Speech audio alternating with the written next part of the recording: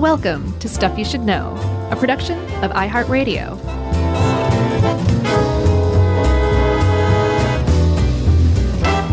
Hey, and welcome to the podcast. I'm Josh, and there's Chuck, and Jerry's out there somewhere. And this is Stuff You Should Know, NAACP edition. That's right. I was thinking about this while I was researching, Chuck. No one ever says NAACP. I've never heard anybody say it. Everyone says NAACP, which I think kind of gives the whole thing a kind of like like an old friend kind of feel to it. You know what I'm saying? Well, yeah. I mean, since you brought that up, there have been people questioning the name in modern times of National Association for the Advancement of Colored People. Mm-hmm. And some people have floated African American. So in NAAA, I guess, could be a way that you would say that. But this was, I think, from 2007. So the leader of the NAACP at the time, I think there's so much in the name, so much currency at this point. Yeah. That switching it is kind of tough. Yeah. And also, he said, we're kind of about the rights of many kinds of people. So we don't want to just say African Americans. So, yeah. And there's lots of lengthy articles, but it seemed to make sense. And actually what I've read is the NAACP is kind of in this lengthy process of kind of reinventing itself or reestablishing itself. And it seems like one of the things that they are starting to kind of go for is especially economic equality for all people. So that right. really kind of jibes with, this that it's almost like they grew into the name finally now in the 21st century, which is surprising. It's kind of neat. Yeah. Should we hop back in the old Wayback Machine? It's been a little while. We got to put some air in the tires first. But yes. Did we get in that thing at all last year? I don't think so. Which is surprising, We should have been getting that thing every day. Yeah, I know. I mean, we totally didn't. But okay, so here we go. We're getting in the Wayback Machine.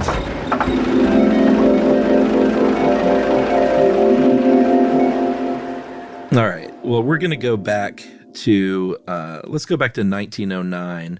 Okay. We might as well go back to when the organization was founded. Mm-hmm. And the reason why was because, well, for lots of reasons, but I think the sort of inciting incident was in August of 1908 when in Springfield, Illinois, there were two gentlemen arrested on suspicion of rape and attempted rape and murder. And the cops there were a little afraid of what might happen because, as you will see in this episode, there was a tendency for extrajudicial violence, a.k.a. lynchings, to happen if people got worked up. Mm-hmm. So they said, let's get these guys out of here. Let's take them to another town. The mob of people show up and realize that they have been moved and did not take kindly to that and rioted in Springfield. Yeah, so like as a result of this Springfield riot, there were like 2,000 black residents of Springfield, Illinois, who were displaced. They just didn't have homes anymore because they'd been burned to the ground. 6 people were murdered. 2 people were lynched. 2 innocent men were lynched basically as stand-ins for the 2 men that they had originally intended to lynch. Yeah, 16 people ended up losing their lives over those 3 days, and 9 black people, 7 white people, 5 died from conflict with the state militia that was called in, and 2 white people died by suicide. And for many, many years, up until I think semi-recently, mm-hmm. the 7 white people that died, those deaths were attributed to being killed by black people that were there. And that is not the case. They were literally rewriting history in that case. Wow. One of the other big things about this, too, is aside from the fact that it happened in this was, these happen with enough frequency like that it was a real problem. But one of the other things about these race riots or massacres of black residents, usually that evolved out of a lynching, was that they went unpunished. Oftentimes they were uninvestigated. There just wasn't much, if anything, done about them. So the kind of it became clear that this was a larger issue. It was already very clear among the African American community in the United States, but it kind of caught the attention of some connected white social justice activists who were working at the time too. That's right. So in 1909, a man named W.E.B. Du Bois, which is one of the great all-time names. Oh, yeah. If you've got three initials and that's what you're going to roll with. Mm-hmm. And Du Bois is a pretty killer name too. Mm-hmm. But he was a humanities professor. He was a writer. He was the first African-American to earn a doctorate degree from a university in the United States. Harvard, no less. That's right. He got together with 40 other social activists in New York. And it was mixed races. It was a group of black people and white people, mixed religions. There were Jewish people there. It was described as a group of black and white activists, Jews and Gentiles, in the Library of Congress. And they chose February 12th to get together because that was Abraham Lincoln's birthday. And that is where they established their first charter as a group.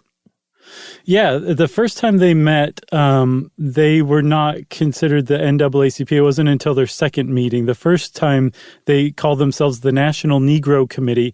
And then in 1910, when they met again, they said, well, let's call ourselves the National Association for the Advancement of Colored People. And the NAACP was officially born, although they considered the actual founding back in 1909.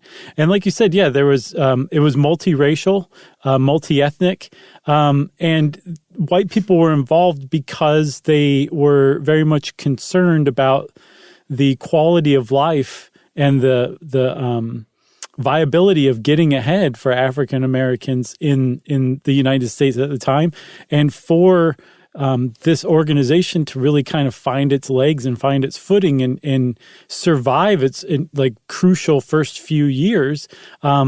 It needed very well-connected, very wealthy white supporters. And so there was an integration at the highest levels. And then eventually, within a few years, it was kind of like, okay, it's time for us to step back. We've established this thing, and it can kind of go indefinitely from here. Yeah. So getting back to that charter, I think the words are pretty important. It said it was to promote equality of rights and eradicate caste or race prejudice among citizens of the United States, to advance the interest of colored citizens, to secure for them impartial suffrage, and to increase their opportunities for securing justice in the courts, education for their children, employment according to their ability, and complete equality before the law. And I think it's pretty important because it really kind of laid the groundwork for what there have been all sorts of activist groups over the years in the African American community, and theirs was always sort of about, let's attack this in the courts, and let's attack these systems in the courts that are, where the cards are so stacked against us by law, and let's get some of these laws overturned. Yeah, and that's still been their strategy basically throughout. It was the strategy from the beginning, and it still is today, which is not in opposition, but it's complementary to other strategies like direct action, which is like going to a counter and sitting in and protest a segregated lunch counter, or not giving your seat up on a bus. And during the civil rights eras, we'll see like the NAACP had an involvement in direct action, but it's always been known as like this, like just shooting for the biggest trophies of all, like fundamental change at the national level, legislatively. That's what they've always kind of been about, the NAACP. Yeah, so some of the folks in the very first group, the first president was a constitutional lawyer named Moorfield Story, a great man. There was a woman named Florence Kelly, who was also an attorney, who worked a lot in employment reform. Mm-hmm. Do you remember her from the Frances Perkins episode? She was the woman who inspired Frances Perkins. I do. She was great. She is great. Who else? Well, there were, they needed to make some way in the press. That was sort of one of the big problems at the time is, lynchings weren't being covered in the press. A lot of their rights that were being trampled on weren't covered in the mainstream press. So they had a good group of writers, essayists, journalists that would get in there, and they founded their own paper, which was huge, The Crisis, which is still around today, their magazine, but mainly just trying to get recognized in mainstream newspapers with their work. Yeah, again, some of the early supporters and people who were founding members had big-time connections in the press. Like one guy, Oswald Garrison Villard, he was the publisher of the New York Evening Post and The Nation magazine. So he could very easily get stories about things like lynchings into his paper and his magazine, where other places wouldn't print that kind of stuff. And then, as the subscribership of The Crisis grew, it had a bigger and bigger impact. So, kind of part and parcel, it seemed like, with this legislative action was generating public support through the press. It's kind of like this two-pronged approach. All right, should we take a little pause for the cause? Yeah. All right, we're going to take a break and be right back to talk about some of their early successes right after this.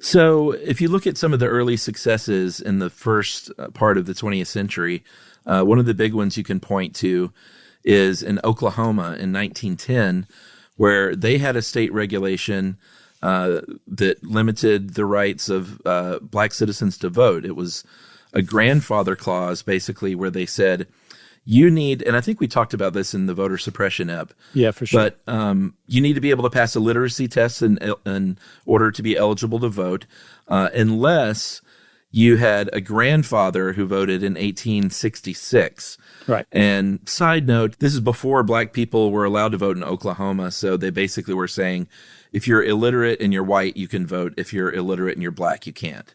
Yeah, that Oklahoma law was particularly egregious. It was one of, I think, like 7 or 8 states that had a grandfather clause. But Oklahoma said not only if your grandfather could vote in 1866, if he lived in another country in 1866 and would have been eligible to vote or could vote in that country, you're grandfathered in. So basically, as long as you weren't black, you could vote, even if you were illiterate. So the NAACP filed suit against this in a very famous case called Gwynn versus the U.S. And Gwynn was named after Frank Gwynn, and who, along with J.J. Beale, were a couple of elections officers who had basically been charged with disenfranchising black voters through the grandfather clause. And the Supreme Court heard this and said, you know what, this is this NAACP group, I've not heard of them before, but they present a pretty good case. So we're going to go ahead and overturn this grandfather clause. And, this was 1915. The NAACP had only met for the very first time 6 years before. And all of a sudden they're overturning race-based discrimination laws about voting at the Supreme Court. And that definitely caught the attention of people in the civil rights community, for sure. Yeah, that's why, it's when you look back through history, the states' rights argument that we still hear today is such a tricky thing because, states should be allowed to do a lot of things as they see fit, but you can't disenfranchise voters, willfully disenfranchise voters. And that's when the federal government comes in and people start crying foul that they want to be able to run their elections their way. Right. Which means we don't want black people to vote. And you just can't do that. I've been thinking about this recently since we did our Klan episode, because I noticed that every time the Klan went away, it was after the federal government intervened because the states wouldn't, right? And something I came up with, like just a good rule of thumb or a good litmus test is, does this law discriminate against anybody's right? Anybody, it doesn't matter what group it is. Forget the group, take the group out of it. Is it a discriminatory law? And I cannot think of a single instance where a discriminatory law would be beneficial for the greater good of the country or for the health of democracy. I can't think of one. Unless you're discriminating against somebody's right to discriminate against somebody. Maybe that would be the case, but that seemed to be a pretty good rule of thumb to me that I just came up with. Does the law discriminate? Yes. Well, then it's probably a pretty bad law. Hey, Josh, 2022. 2022? Yeah, that's about how far into the future I should try my hand at it. 2020. Man, what is that? What year is that? I don't even know. I don't know, but we're all just basically wisps of ones and zeros, I think, by then. Another big thing that kind of happened early on, it was we talked about Birth of a Nation in our episode on the Klan. Mm-hmm. And the NAACP got together and said, let's boycott this terrible movie. And the boycott didn't do a lot in terms of shutting anything down in terms of Birth of a Nation, but it did draw them finally some mainstream publicity and got them written up in newspapers at least. Right. So, I mean, they had some early successes, and especially with overturning the grandfather clause. But I don't know if it was after this or around this time, they really kind of redoubled their efforts back onto the original intention, which was to do something about lynching, to get an anti-lynching law, national federal law passed in the United States. And what's crazy is that still hasn't happened. And that as recently as June of 2020, we failed to do it yet again, which is just nuts to me. But the NAACP was really trying to get legislation passed. And, even back then it just made sense. Now, today, it's just shameful that we don't have something. But the thing that kind of redoubled or refocused the NAACP's efforts on anti-lynching legislation was the lynching of a teenager named Jesse Washington in Waco, Texas in 1916.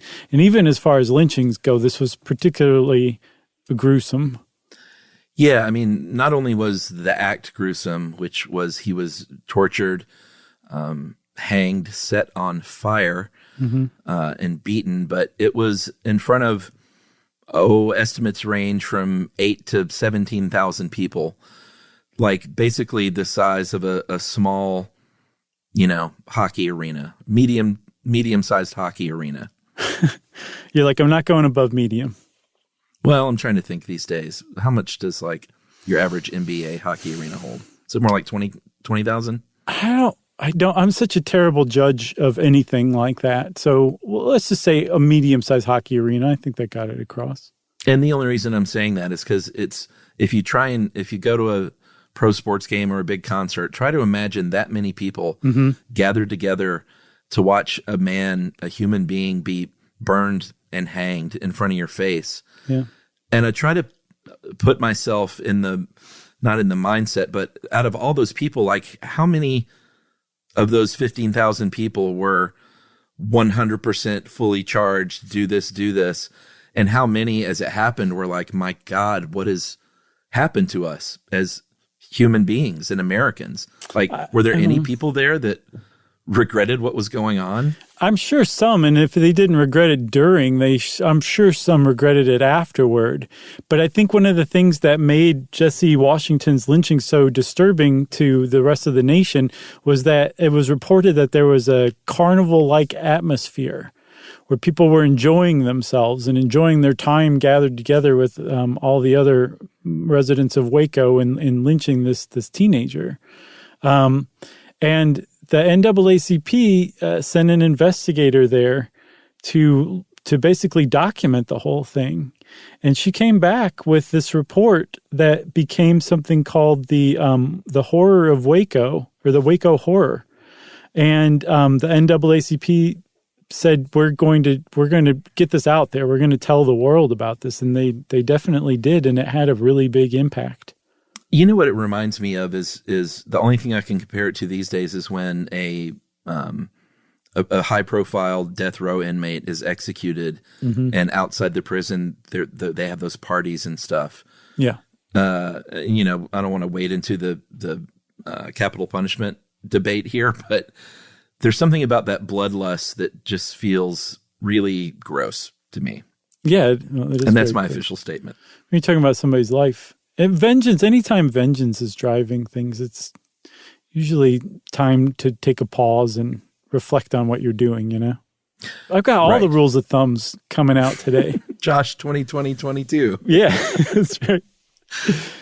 So they put out these pictures, like you said, were covered in mainstream newspapers. And, you know, I think it shocked the country. Obviously not enough, but it was a big wake-up call, I think, to a lot of people, what happened in Waco.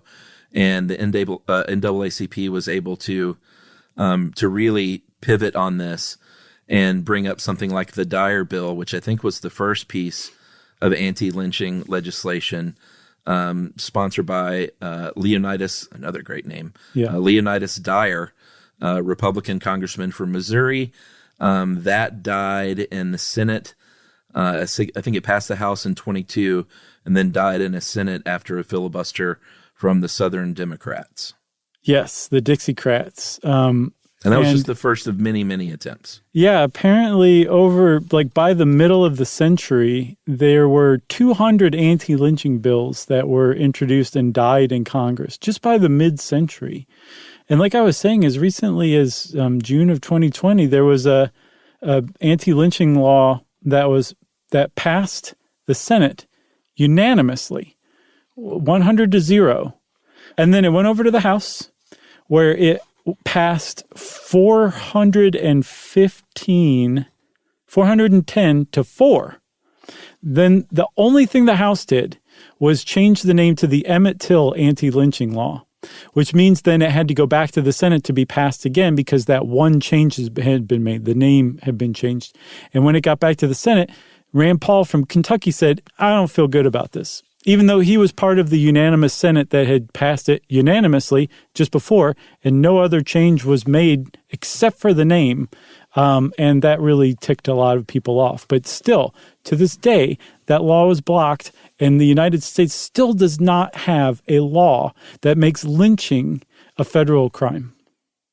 Yeah, so if you want to, I mean, this was really big news, so I'm sure a lot of people know about this, but if you're curious about Rand Paul's defense, he said, quote, "This bill would cheapen the meaning of lynching by defining it so broadly as to include a minor bruise or abrasion. Our national history of racial terrorism demands much more seriousness than that." Mm-hmm. So what he was contending was he wants the language changed because in the language now it says the standard in federal hate crimes is bodily injury, and I think he wants it changed to serious bodily injury. In other words, if someone gets punched in the face, it would be called and considered a lynching in the way it's written now. And he said there should be substantial risk of death and extreme physical pain in order to qualify as lynching.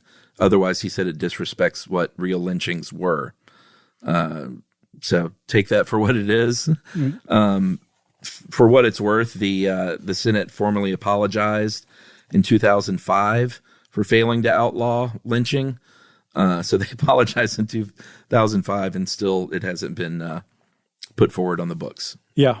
So like we said, the NAACP for decades and decades leading up to the Civil Rights era was very much focused on preventing lynching, on getting lynching outlawed, on bringing attention to the huge, massive issue of lynching in the United States. They had a flag that they would unfurl outside of their headquarters in New York whenever a lynching was reported. And it just said, "A man was lynched yesterday." Which powerful. I read it. Yeah, I read it and I was like, wow, that's, that must have been something. Then I saw a picture of it, and it's one of those ones where a picture is worth 1,000 words. Like when you see it, it really drives home what they were doing. And really kind of makes you really like the NAACP, like, yeah, go get them, let's get lynching outlawed. Yeah. I mean, you talked about the numbers over that time period, the 4,000 plus comes out to more than one lynching a week in the United States over that period that was like verified, known, and reported. So clearly, probably more than that. So yeah, this is happening literally on a weekly basis in the United States. Someone is going out on their own, vigilante style, and hanging, not always hanging a black man, sometimes worse. Yeah, so, I mean, if you can imagine that. Sometimes they would just burn the whole black section of town down. Like in 1917, East St. Louis saw a race massacre, just like there had been in Springfield not too long before. So, it wasn't just lynching; it was just mob violence and enforcement of segregation. I think the thing that set off the St. Louis riot was a black family moved into a white neighborhood, if I'm not mistaken. That was the instance that set it off. So, that was a real problem. Racial violence was an even bigger problem than it is today, back before the Civil Rights era. Right. So during the Civil Rights era, obviously the NAACP is going to be very active. Saw some really great successes there, sort of leading the way, lobbying in the Capitol, trying just scores and scores of cases in the courts, helping people register to vote, taking part in Mississippi's Freedom Summer in 1964. Mm-hmm. If you know the name Rosa Parks and know what she did, you may not know that she was the Montgomery NAACP secretary. Mm-hmm. So she actually worked for the organization. Yeah, I don't remember. Did we do a whole episode on Rosa Parks and the bus boycott, or was it part of another episode we did? I can't remember. All of our videos and everything is just a big stew in my head at this point. Well, we did the one on the Freedom Schools for sure. Uh-huh. And I don't remember what we did, but we talked a lot about Rosa Parks, and I don't know if it was her own episode or not. If not, she deserves her own episode. But yeah, she was a secretary for the NAACP in Birmingham, or Montgomery, I'm sorry. And if you start to look at some of the big events of the Civil Rights era, you start to realize that, wait a minute, that was an NAACP field officer, or those people were, members of the local NAACP branch. There were a lot of legal strategies and cases that were launched by the NAACP that appeared to just be direct action, like Rosa Parks had enough and wasn't going to get up that day. That when you peel back the layer a little bit, this is part of a larger strategy of trying to force lawsuits in court cases so that they can go all the way up to the Supreme Court. And sometimes they were very, very effective. Yeah. I mean, notably in the mid-1950s, they set their sights on the school system, mm-hmm. and separate but equal. They wanted to take that down. And Brown versus Board of Education, one of the landmark cases in the history of this country. Mm-hmm. Thurgood Marshall, an NAACP lawyer, who was actually later on in the late 60s became the first black Supreme Court justice. Yeah. He argued that segregation in public schools it is flat out very clearly unconstitutional. And this is one of those times where every justice on the court agreed and said, yeah, that is not constitutional in any way. Right. So I think they said that we need to desegregate with all haste. I can't remember the exact wording, but it was vague enough that I think it was lickety split. Yeah, they're like, what exactly constitutes lickety split? Sure, it's faster than a turtle's crawl, but is it as fast as a hare running? And the Supreme Court went, I don't know. But there was a huge backlash to that. It wasn't just especially the southern states were like, all right, we had a pretty good run at a segregated school system. It's run its course and now it's time to desegregate. That's not at all how it went. No. At the very least, local municipalities and even states tried to come up with new laws that provided loopholes to segregation. Some states said, well, fine, maybe we'll just abolish public schools altogether, and then we don't have to follow this federal law any longer. There was physical violence. There was just a tremendous amount of pushback to the idea of desegregating schools. And the whole thing really kind of found its fruition at Central High School in Little Rock, Arkansas, which was I don't know if it was the first high school to be desegregated, or if it was just the one that was the most nuts, or the first one that was the most nuts. But the governor of Arkansas said, not on my watch. And he called out something like 10,000 National Guard troops to be there on the first day of school, I think September 4th, 1957, to block the entry of the kids who are known as the Little Rock nine African-American high school students whose bravery is just breathtaking when you stop and think about it, who were trying to go into this newly desegregated high school to go to class. And they were blocked for something like, I think, 20 days before they could finally make their way in. Yeah, this was after the Little Rock School Board unanimously voted to integrate their schools. They were going to start with high school that year and then follow the following year with junior high and elementary school. And like you said, those 9, and not only brave kids, but, families of those kids, because they all had to endure what was coming, obviously. They tried, and it got this is the part that's really confusing, because Governor Falbus went to Newport, Rhode Island to meet with President Eisenhower about this. It's described as a brief meeting, and Eisenhower supposedly thought that Falbus had agreed to enroll these students and said that, to go ahead and keep those troops there to keep everything safe. And I don't know if that was a genuine misunderstanding. I read lots of accounts of this, and it seems to have been a misunderstanding. He got back to Little Rock, though, and there was a court order on September 20th from a federal judge that said, you got to get those troops out of there, right, and let these kids go to school. And they literally slipped him in the side door, and a full-scale riot erupted. And he allowed this violence to happen, couldn't stop it. And they called up for federal help at that time. And that's when Eisenhower had to step in and issue Executive Order 10730, which called in the 101st Airborne. Yeah. The white troops of the 101st Airborne. They withdrew the black troops. And they didn't stay there all year, but there were Army units there for the remainder of the academic year. Yeah. And one of the Little Rock 9 was a senior, and he graduated, became one of the first African-American students to graduate from public high school in the U.S., or from an integrated high school. I think 4 of the 8 who didn't graduate were willing to go back the next year.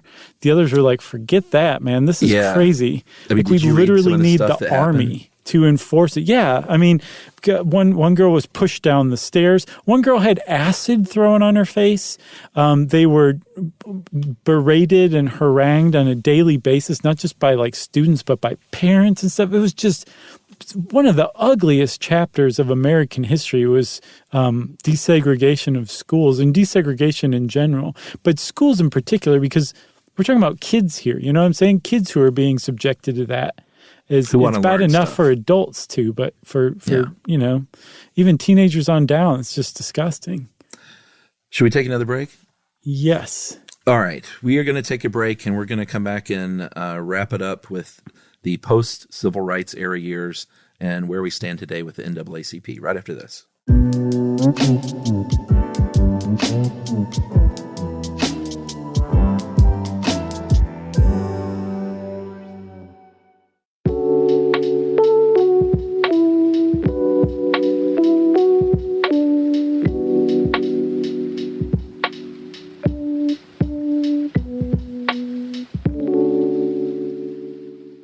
So, Chuck, the NAACP definitely had a huge hand, along with a bunch of other groups, including the Southern Christian Leadership Conference and the Student Nonviolent Coordinating Committee, just a lot of different groups, to help get some massive legislation passed. And remember, we said from the outset, the NAACP had always been focused on social justice and change and improvement in the lives of African Americans through legislation, through basically federal government intervention, saying, okay, everybody's equal now and we're going to enforce that.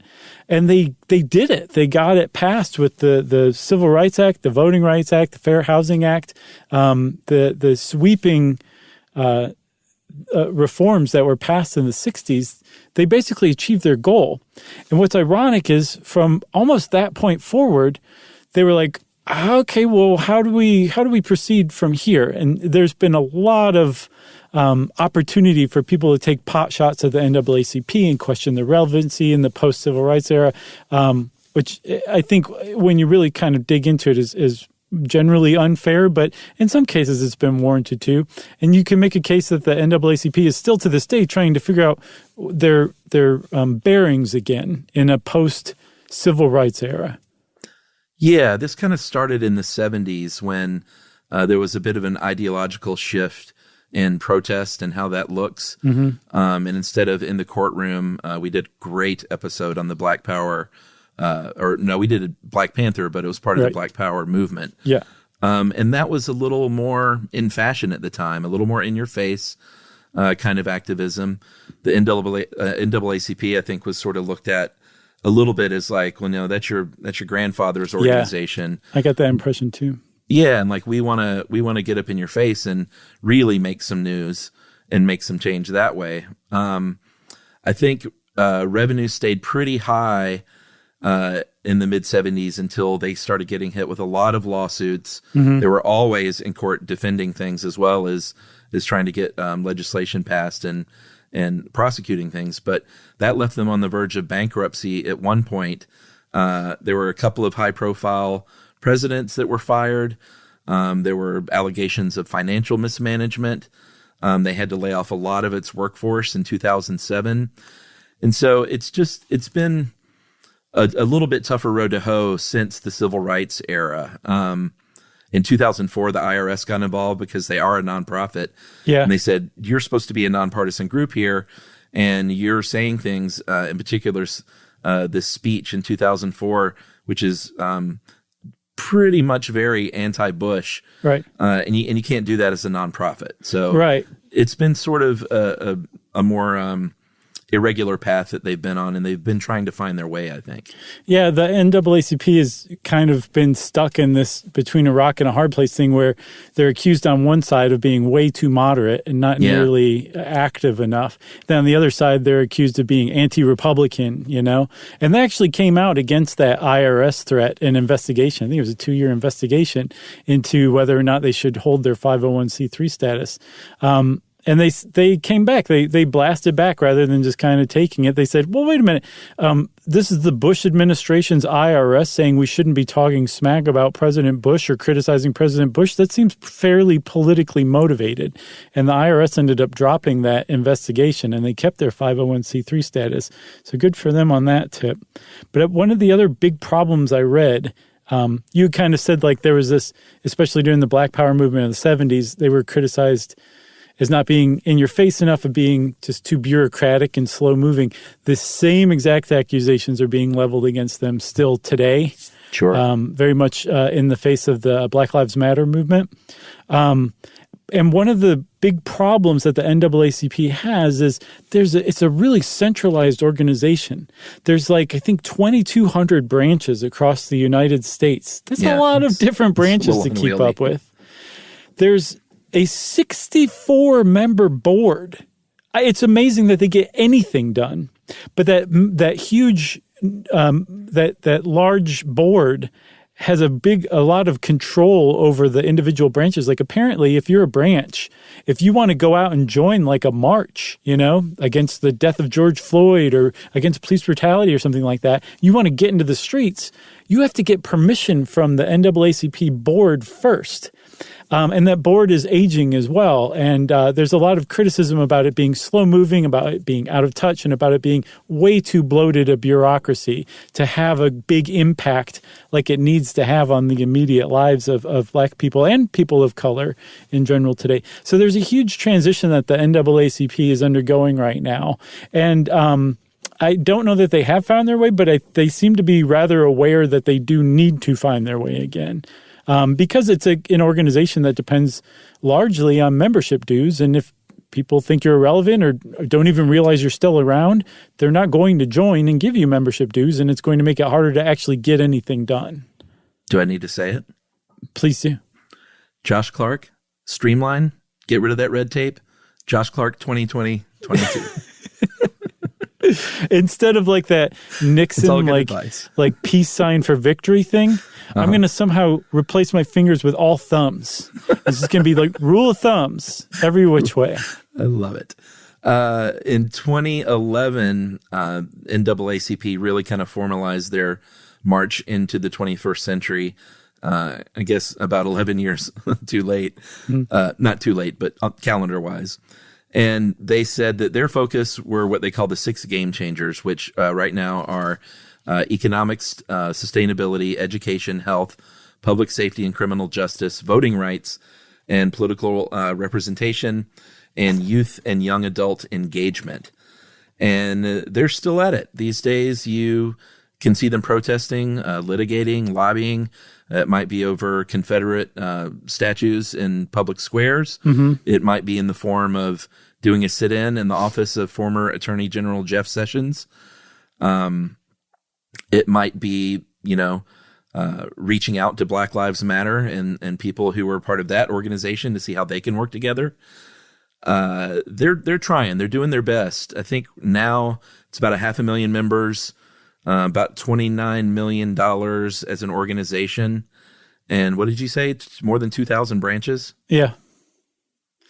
Yeah. That's a big lumbering organization, It is. One of the other problems I saw that they were running into was that, like I said, they were kind of victims of their own success. When you're agitating for legislation, when the legislation gets passed, what do you do next? And one of the things that the NAACP is credited for is paving the way for African-American office holders. And I was reading something from Juan Williams, who I guess is conservative now. He defected from NPR over to Fox years and years ago.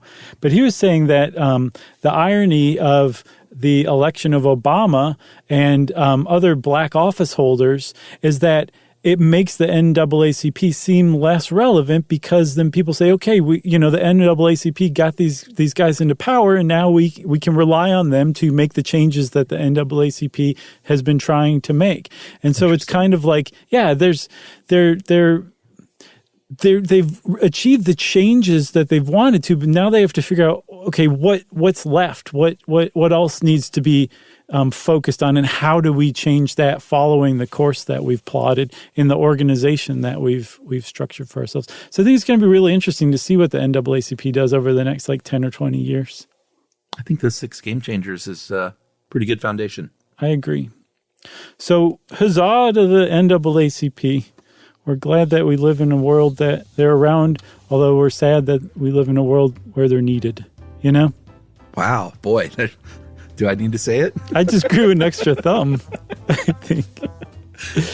Okay, well, since Chuck just laughed like that, I think everybody's time for listener mail.